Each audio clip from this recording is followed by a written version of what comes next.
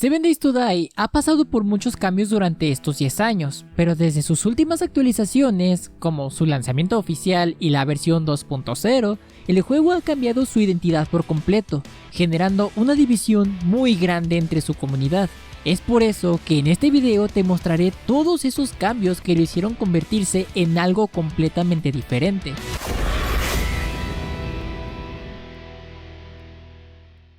Primero hay que entender dónde empezó todo. Si nunca jugaste las versiones anteriores, quizá pienses que el juego siempre fue así, pero no. Alrededor de la Alpha 15, 7 Days to Die era casi otro juego. La supervivencia era mucho más realista, ya que tras completar el tutorial, solamente te guiaban en lo más básico, como los controles y la supervivencia base, y posteriormente te soltaban por completo. No había misiones, ni un mapa estructurado, tampoco un objetivo claro fuera de sobrevivir cada 7 días a una horda extremadamente difícil.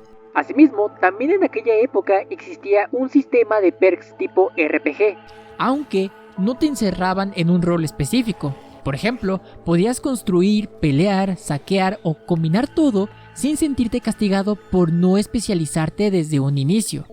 Por lo que en resumen, solamente estabas tú, tu ingenio y lo que fueras encontrando en el mapa. Y ese 7 Days, que quizá conozcas como la versión de consola Legacy o una de las alfas de PC, era un survival sandbox duro e incluso incómodo, porque los climas extremos te eliminaban sin piedad si no ibas preparado.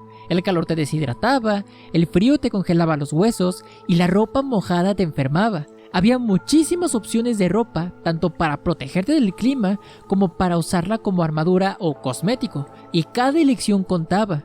Otra cosa es que explorar una casa abandonada también era tenso, porque los infectados funcionaban de manera orgánica. No los encontrabas dormidos ni ligados a gatillos activadores, simplemente estaban ahí rondando esperando a tu paso. Además, tu personaje también aprendía por el uso. Es decir, si querías mejorar tus herramientas para recolectar más rápido y en mayor cantidad, tenías que usarlas constantemente. O si querías reparar más rápido y con menos costes, debías hacer lo mismo.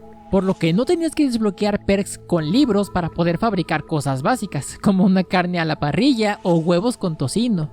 Pero sí tenías que encontrar planos para armas y herramientas más potentes, como un revólver, un rifle de asalto, un lanzacohetes o incluso la minimoto. Pero después de este punto fue cuando empezó el cambio de identidad.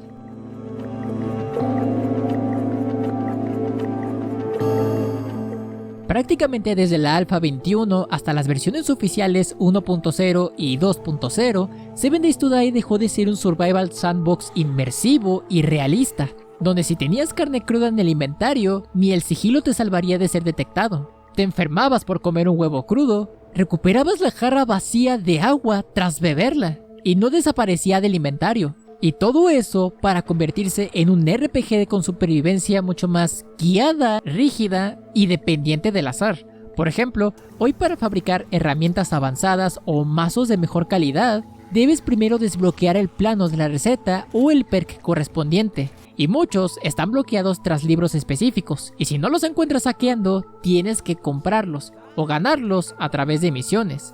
Por eso, ahora toda esta progresión se siente muy diferente. Para unos, esta estructura fue el cambio que empezó a partir la comunidad, ya que esta estructura, aunque da una sensación de progreso más clara y una curva de dificultad más manejable, para los veteranos sacrificó mucha lógica interna y la inmersión que hacía el juego único. Pero asimismo, otro de los cambios ocurrió tanto en los zombies, el sigilo y en las emboscadas. En las alfas anteriores veías hordas de diseños repetidos, pero convivían como parte del mismo mundo. Ahora añadieron variantes de ropa, muchos más tipos de infectados, pero lo más importante es que ahora los encuentros de interiores fueron cambiados. Ahora te vas a encontrar zombies dormidos. Estos van a estar ocultos en habitaciones y se van a activar por gatillos o bloques despertadores.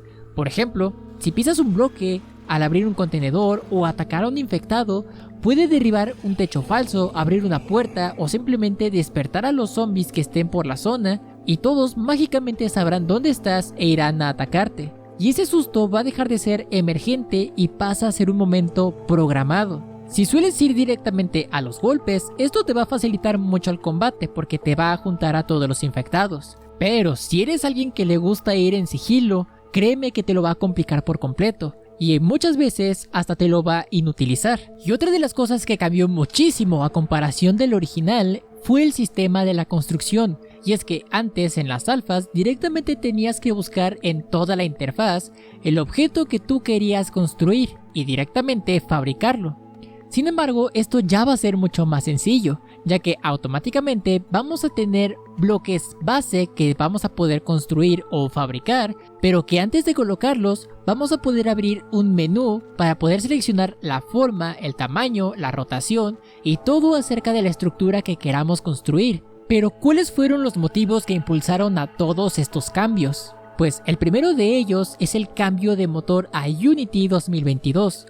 Esto permitió mejores gráficos, mejor rendimiento sobre todo, y una experiencia que en general se siente más pulida. Todo ello para lanzar el juego en consolas modernas, ya que necesitaban estabilidad y más claridad en la progresión, lo cual implicó sacrificar esa complejidad emergente por una experiencia más controlada. El segundo motivo detrás de todo este cambio es la quiebra de Telltale Games. Ellos eran los responsables del port de 7 Days to Die para consolas, pero tras su cierre, la versión Legacy quedó congelada en la Alpha 15, y debido a esto, The Fun Pimps tuvo que entrar en una batalla legal para recuperar los derechos de 7 Days to Die en la versión de consolas. Sin embargo, como ya no podrían acceder al código de la versión anterior, tendrían que hacer el mismo juego desde cero, pero implementándolo a las versiones más actuales, y justificarían esta recompra con las mejoras de gráficos, controles y sobre todo que ya estaría en paridad junto a la versión de computadora. Y una vez que lanzaron esta nueva versión, la Legacy dejó de estar disponible para la venta. Y solamente aquellas personas que alcanzaron a comprarlo antes de su relanzamiento aún pueden jugarlo actualmente. Y el tercer motivo fue el rediseño estructural y el cambio de ideología. Y es que se tuvieron que realizar varios cambios, como ya mencioné anteriormente, para poder lanzar esta versión de forma completa y unificada tanto en PC como en consolas de nueva generación. Y varios de estos fueron bien recibidos, como la mejora de los gráficos, los controles más suaves, un sistema de misiones, desafíos y recompensas que premiaban por jugar durante mucho tiempo. Pero asimismo, otros fueron bastante criticados. Pero, ¿el cambio fue malo?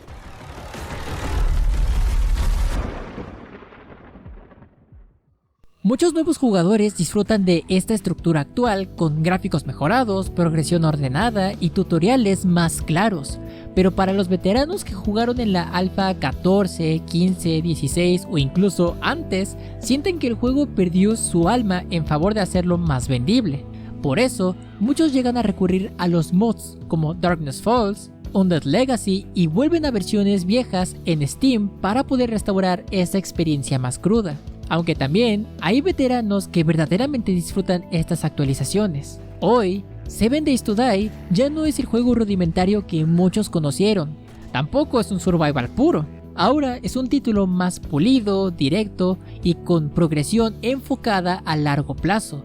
Pero también se siente más simplificado. Pero también vas a explorar un mundo más variado sin tanto terreno vacío, con mejor combate y un ritmo mucho más disfrutable. El juego cambió, eso es un hecho, pero si ese cambio fue para bien o para mal, eso ya lo decides tú. En lo personal, yo crecí con la versión Legacy, y aunque lo jugué durante mucho tiempo y sí lo disfruté, las mejoras de los controles, la mayor cantidad de lugares, los zombies, la nueva construcción y todo en general me gustó mucho y sí sentí una gran mejora a comparación de antes.